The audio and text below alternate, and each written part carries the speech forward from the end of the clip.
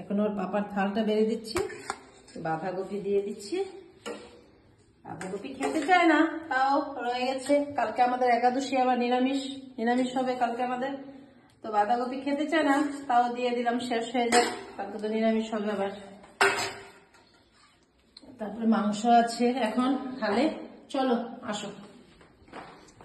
দেখো বন্ধুরা, এই যে নারায়ণ দাসকে দিয়ে দিয়েছে। নারায়ণ দাস তো নারায়ণ দাসকে দিয়ে দিলাম। নারায়ণ দা কিছু বলবেন? নারায়ণ দা কিছু বলবেন? বলার কিছু নেই। বলবো কি বলবো? ব্যস্ত। আপনি বলেন। তুমি বসে পড়ো। কে দেবো আপনি?